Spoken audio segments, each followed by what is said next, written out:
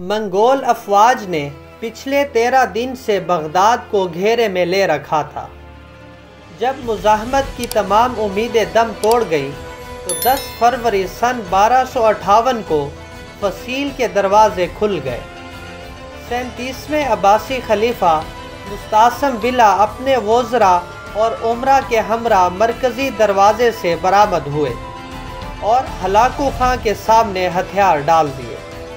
Hulagu نے وہی کیا جو اس کے دادا چنگیز خان پچھلی نصف صدی سے کرتے چلے آئے تھے۔ اس نے خلیفہ کے علاوہ تمام اشرافیہ کو وہیں تلوار کے گھاٹ اتار دیا اور منگول دستے ام البلاد بغداد میں داخل ہو گئے۔ اس سے اگلے چند دن تک جو ہوا اسے تاریخ نے محفوظ کر لیا۔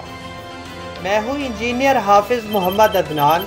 فلاح کی منی سیریز میں آج ہم بات کریں گے کہ منگول آندھی کیا تھی جس سے بغداد آج تک سنبھل نہیں پایا۔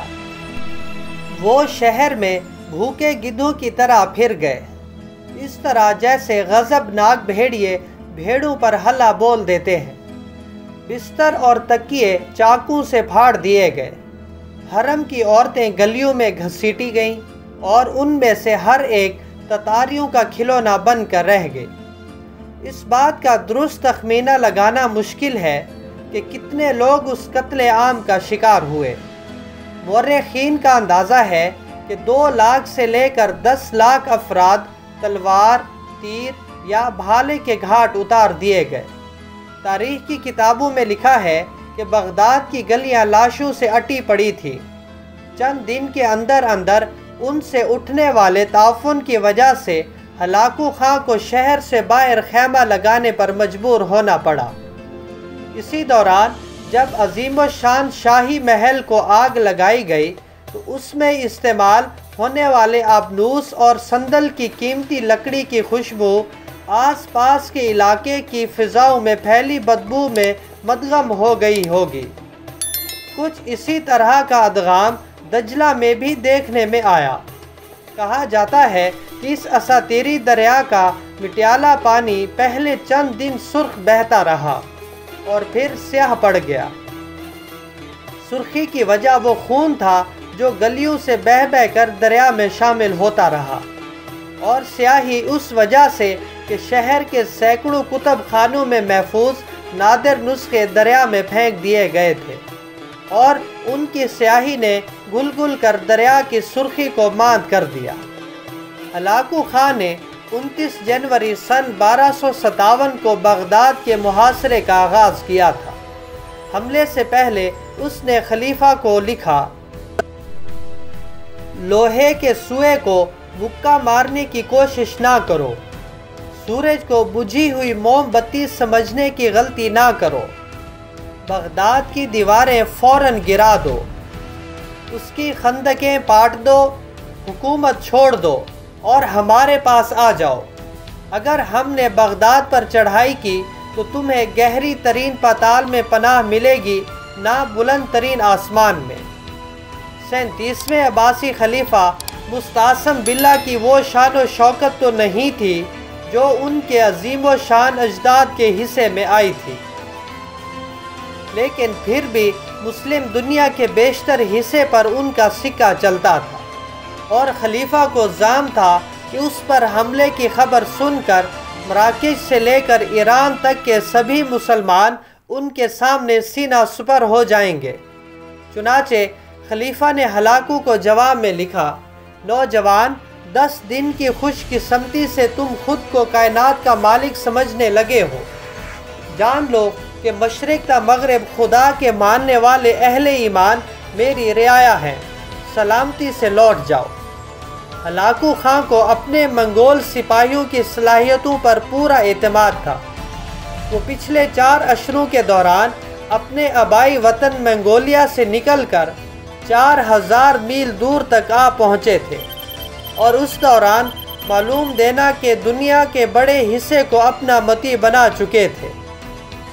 بغداد پر حملے کی تیاریوں کے دوران ناصر ہلاکو خان کے بھائی منگو خان نے تازہ دم دستے بھجوائے تھے، بلکہ آرمینیا اور جارجیا سے خاصی تعداد میں مسیحی فوجی بھی آن ملے تھے، جو مسلمانوں سے صلیبی جنگوں میں یورپ کی شکست کا بدلہ لینے کے لیے بیتاب تھے۔ یہی نہیں، منگول فوج تکنیکی لحاظ سے بھی کہیں زیادہ برتر اور جدید ٹیکنالوجی سے بہرہ ور تھی۔ منگول فوج میں چینی انجینئروں کا یونٹ تھا جو منجنیقوں کی تیاری اور بارود کے استعمال میں مہارت رکھتا تھا۔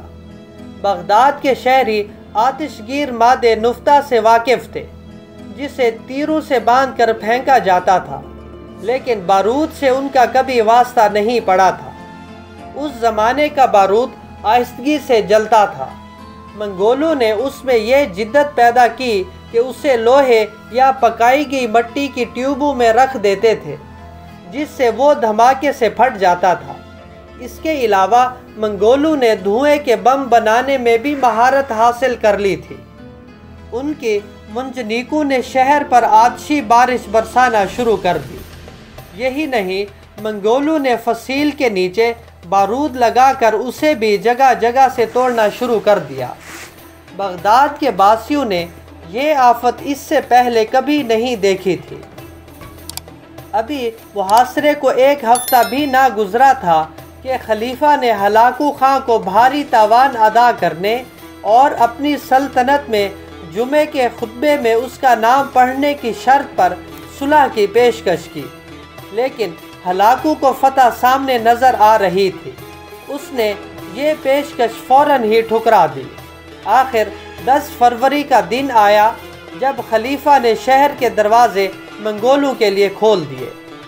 منگول مذہب میں کسی بادشاہ کا زمین پر خون بہانا بدشگونی سمجھا جاتا تھا، اس لیے ہلاکو شروع میں خلیفہ کو یہ باور کرواتا رہا جیسے وہ بغداد میں اس کا مہمان بن کر آیا ہے۔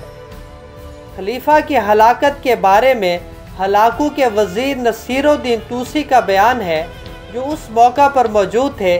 اس کے مطابق خلیفہ کو چند دن بھوکا رکھنے کے بعد ان کے سامنے ایک ڈھکا ہوا خوان لایا گیا۔ بھوکے خلیفہ نے بے تابی سے ڈھکن اٹھایا تو دیکھا کہ برتن ہیرے جواہرات سے بھرا ہوا ہے۔ ہلاکو نے کہا، کھاؤ۔ مستعصم باللہ نے کہا، ہیرے کیسے کھاؤ؟ ہلاکو نے جواب دیا، اگر تم ان ہیروں سے اپنے سپاہیوں کے لیے تلواریں اور تیر بنا لیتے تو میں دریا عبور نہ کر پاتا۔ عباسی خلیفہ نے جواب دیا، خدا کی یہی مرضی تھی۔ ہلاکو نے کہا، اچھا تو اب میں جو تمہارے ساتھ کرنے جا رہا ہوں وہ بھی خدا کی مرضی ہے۔ اس نے خلیفہ کو نمدوں میں لپیٹ کر اس کے اوپر گھوڑے دوڑا دیے تاکہ زمین پر خون نہ بہے۔ ہلاکو خان کے حملے سے پہلے بغداد کیسا تھا؟ بغداد کی بنیاد مستعصم باللہ کے جد ابو جعفر بن المنصور نے سن 762 میں بغداد نامی ایک چھوٹے سے گاؤں کے قریب رکھی تھی۔ صرف چند اشروں کے اندر یہ بستی دنیا کی تاریخ کے عظیم ترین شہروں میں شامل ہو گئی۔ ہندوستان سے لے کر مصر تک کے علماء، فضلاء، شاعر، فلسفی، سائنسدان اور مفکر یہاں پہنچنے لگے۔ اسی زمانے میں مسلمانوں نے چینیوں سے کاغذ بنانے کا طریقہ سیکھ لیا اور دیکھتے ہی دیکھتے شہر علمی سرگرمیوں سے معمور ہو گیا۔ 9ویں صدی میں بغداد کا ہر شہری پڑھ لکھ سکتا تھا۔ سن 775 سے لے کر سن 932 تک آبادی کے لحاظ سے بغداد دنیا کا سب سے بڑا شہر تھا۔ اس کے علاوہ اسے 10 لاکھ کی آبادی تک پہنچنے والا دنیا کا پہلا شہر ہونے کا اعزاز بھی حاصل ہے۔ دریائے دجلہ کے دونوں کناروں پر آباد بغداد الف لیلہ کی شہر زاد کا شہر، خلیفہ ہارون الرشید اور مامون کے قائم کردہ دارالترجمہ کا شہر تھا۔ یہ وہ شہر تھا جہاں مترجموں کو کتابیں تول کر سونا بطور معاوضہ دیا جاتا تھا۔ یہ دلکشا مسجدوں، وسیع کتب خانوں، عالی شان محلات، سرسبز باغات، لبالب بازاروں، علم افروز مدرسوں اور پرتعیش حماموں کا شہر تھا۔ دارالترجمہ بیت الحکمہ میں یونانی، لاطینی، سنسکرت، سریانی اور دوسری زبانوں سے کتابیں ترجمہ ہونے لگیں۔ یہی کتابیں صدیوں بعد یورپ پہنچی اور انہوں نے یورپ کی نشاط الثانیہ میں اہم کردار ادا کیا۔ الجبرا، الگورتھم، الکیمی، الکحل وغیرہ جیسے درجنوں الفاظ بغداد کے اسی سنہرے دور کی دین ہیں۔ بغداد میں بسنے والے چند مشہور ہستیاں جابر بن حیان جدید کیمسٹری کا بانی، الخوارزمی الجبرا کا بانی، الکندی اور الرازی مشہور فلسفی، الغزالی مشہور مفکر، ابو نواس عظیم عربی شاعر، شیخ سعدی عظیم فارسی شاعر، زریاب مشہور موسیقار، طبری مشہور تاریخ دان، امام ابو حنیفہ، امام احمد بن حنبل، امام ابو یوسف مذہبی رہنما۔ آج سے ٹھیک 760 برس قبل بغداد پر چلنے والی اس ناگہانی منگول آندھی نے میسوپوٹیمیا کی ہزاروں سالہ تہذیب کی قدم ایسے اکھاڑے کہ وہ آج تک سنبھل نہیں پائی۔ یہی نہیں بلکہ اس کے بعد سے آج تک کوئی مسلم شہر بغداد کی شان و شوکت کے عشر و عشیر تک بھی نہیں پہنچ سکا۔